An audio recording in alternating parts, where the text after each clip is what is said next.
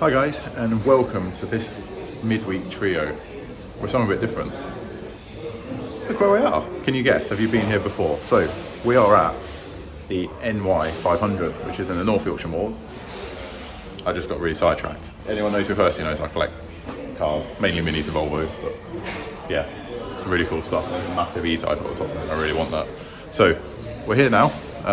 Just away for the weekend of the missus, but I thought I'd grab the camera and have a little wander around. It's really cool stuff. There's all bicycles and stuff like that. A few little cars. Maybe the last time we saw that era of Escort as well. How cool is this? So let's have a quick look around at the cars, and then we'll get up to your questions. But yeah, go and check this place out if you haven't been, guys. I've wanted to stop here for a while, and it's a bit of breakfast we're going to have, and then we're going to explore a bit more of the moors. Yeah, how cool is this?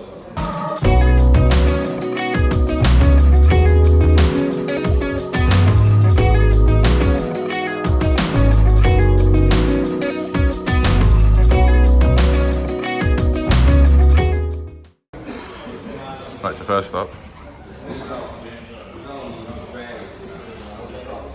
we all know what that is. That's the 6R4. Now we're metroing. Look at that. The real deal. Very, very cool. Matt Greener would like this one.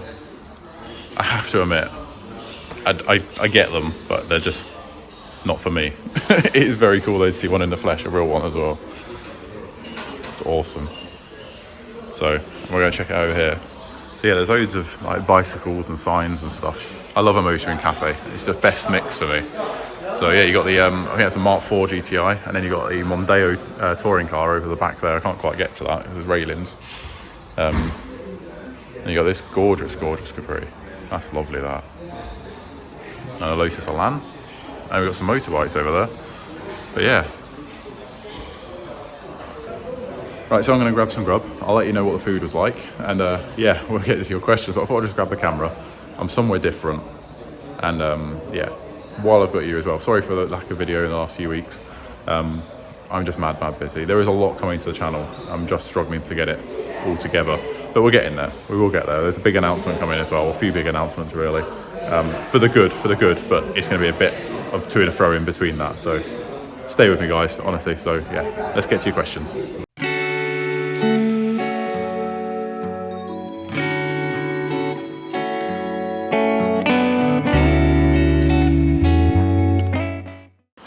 So,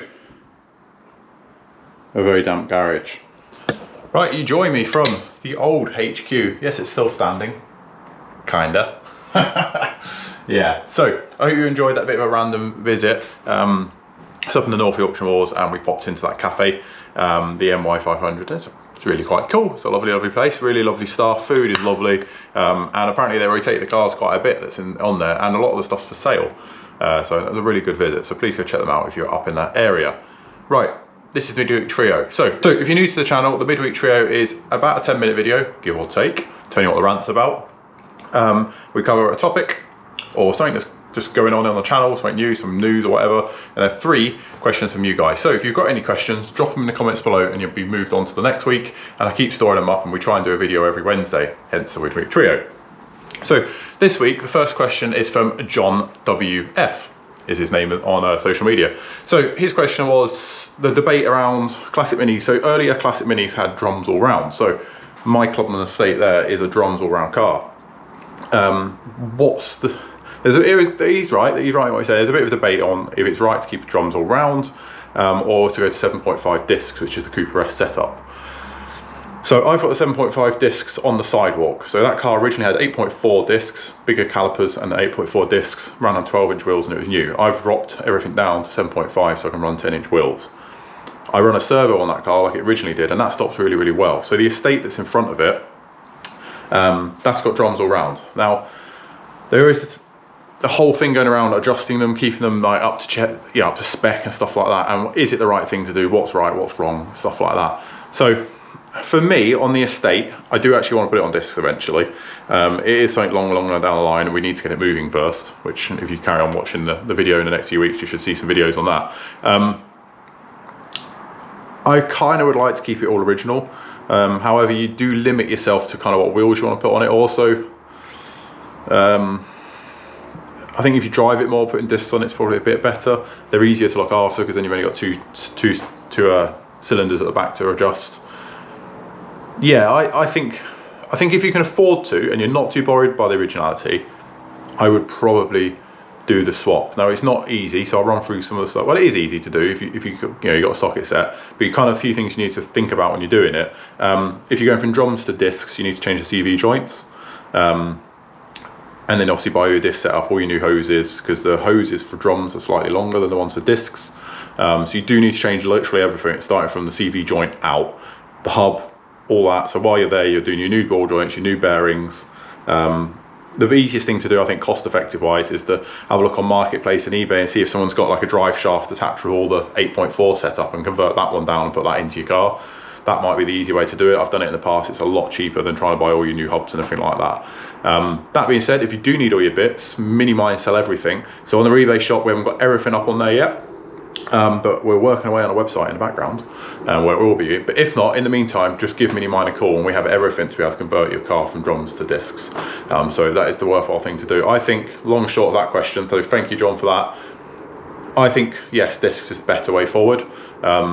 But just bear in mind it pushes your wheels out a bit more. If you're running like an archless car, your wheels will stick out more and stuff like that. So it is all originality really if you want to keep that. Drums are okay. I find them a right pain to work on. I've just never got the hang of all the springs. I find them to take ages to sort out and rebuild and do stuff like that. But it's one of the things, the more you do, the better you get at it, the quicker you get at it.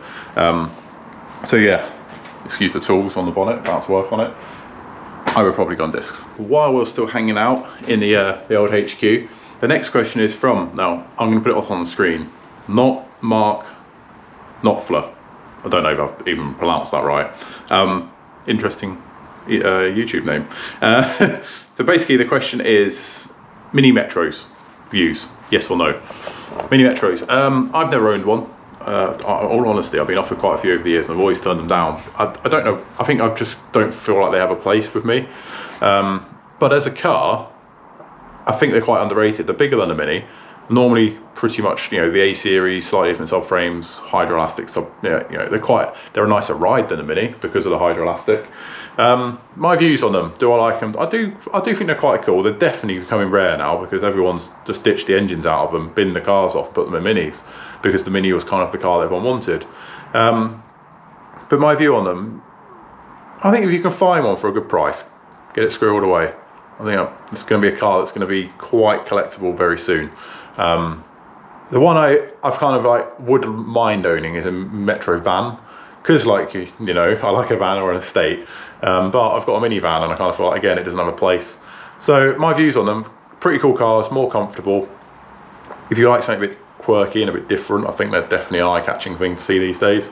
For the right or wrong reasons, I don't know why. I think the Mini just kind of always overruled it. I think the Metro has developed to kind of slow the Mini down a bit, production-wise, to try and bring something new in, and it just didn't do as well as the Mini.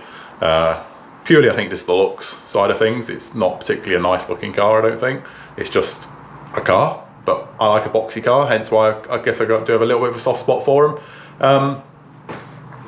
I think if I got hold of a Metro, it'd be the kind of prime candidate for me to do an engine swap or something on, because I've got enough A-series Minis. I think if I got a Metro, whether it be a K-series later one or an A-series one, I think I'd play with it a little bit. But again, if you see them now, they're either absolutely rotten to the point that they're quite hard to rebuild. I don't think they make any repair panels for them, or they're really, really clean, they're worth a lot of money, or they're heavily modified. So it's one of them. But yeah, my views on them: I think they're pretty cool, buddy, to be quite fair. I think they're quite a cool car. Definitely try and find one. Who knows, might find one on the channel. I do know that a very cool sponsor of this channel, Frost, they own quite a cool early Metro. Hopefully we'll see it at shows at some point, but that's a really cool example of one. It shows what you can do with one as well, so I'll leave that one there. Hopefully we maybe feature it on the channel one day, you never know. But yeah, for now, they're the best parts of Metros. They are MG Metro engines for mine and Mrs S's cars. One's for the van, one's for the 89, and yeah, I think that's the best part of a Metro. They made a really, really good 1275 engine. So, thanks for your question, buddy. So, the final question for today's midweek's trio is, or this week's Midweek trio. So let's just check my phone here where I've kept them all. We have got from Midge Lambert. So thank you for your question. I know you followed the channel for a long time. Don't want to be nosy. Fine. The whole point of this trio is to be a bit nosy. But what are my duties and my job description at Minimine, and also just working on minis every day, lessen my enthusiasm for my own cars. First of all, my job at Minimine, I kind of do a bit of everything, is the best way to put it. I help the company within various aspects of it, basically. So I play with the cars, get to work on the cars and stuff like that, but I also work on the shop side of things, and we do things behind the scenes. So I'm basically a part of the team. Everyone mucks in and gets stuff done, and I really like the fact that every day is different. I go in, a lovely bunch of people, really cool building, fully kitted workshop, and I get to work on cars which I genuinely enjoy working on. Like I mentioned to you before, I work in the motor trade before, but the company was just horrible, toxic, and the cars I worked on I had absolutely no interest in. I couldn't care less if it ran or not, and I think you have to really enjoy what you do, and I think you have to enjoy what the company means and what stuff is. People that know me will know what company that was anyway, but I won't get involved in that. That is the past and we're on to the future now. Does it lessen the second part of that question, does it lessen my enthusiasm? No. I may seem like it now because since I've started at Minimine, content has slowed down. That is purely because if you look in this garage, there's a lot going on in my personal life. So this is all changed around, this is all moved, stuff's moving around, cars are going all over the place. No, it doesn't lessen my enthusiasm. It is literally a burning desire to come home and work on my own stuff because I'm learning so much at Minimine. I'm working with, in my eyes, the best people in the trade. Their knowledge in just the minis themselves, let alone the actual working on them, is just right up here. I've learned more in the last 2 months than I've learned in the last 3 years. And I cannot thank them enough for that. Honestly, I feel awesome working there. So no, it's definitely not lessened my enthusiasm. It's made it burn more to get cars done, to the point that once I've got my head above water, guys, so please stay with us. So yes, I love my job, that's what I do. No, it hasn't lessened my enthusiasm, but just to finish on that, Mitch, is the reason the channel slowed down quite a bit is because I'm working through things on the channel, and we're trying to get stuff moved around. So probably some of you are guessing what's going to be happening, because I have mentioned, you know, that me and Mrs. S are looking to move house, and we're treating, you know, all sorts of stuff going on in the background. Some cars are gone, some cars are going, some cars are staying, some cars are coming. There's a lot going on in the background, and I can't really say anything about it all because I'm waiting for other people to do their thing. So anyone that's been in that situation, let us, you know, you do know what I mean. For now, things are just getting moved about, and I'm very excited to be able to tell you what 2024 looks like for the channel, because it is very exciting in my eyes. It's a bit different, and some things are a bit going backwards, but also for very positive reasons. So please do bear with me with that. I can't thank you enough for doing that. I'm going to step out of here because it smells very damp. So yeah, we are working on it, guys. We are really getting on with it, and yeah, enthusiasm, no, it's definitely there. I'll come out, I can finish work, get home, I'm straight out and work on one again, and I love it. The pure and simple reason I haven't at the moment is because I am absolutely drowning with no time to do anything because I've got other stuff going on. So rest assured, things are happening, guys. So thank you very much for taking part in the Midweek trio if you have. If you haven't taken part yet and you've just got a question, doesn't even have to be about cars. I think we had someone ask about what my favourite biscuit was to dip in tea. Just do stuff like that. We'll have a proper chat. I love getting to know you guys. The whole point of this channel is a community, and I'm pushing harder to grow this community. It's just slowed down a little bit content-wise, so please bear with me.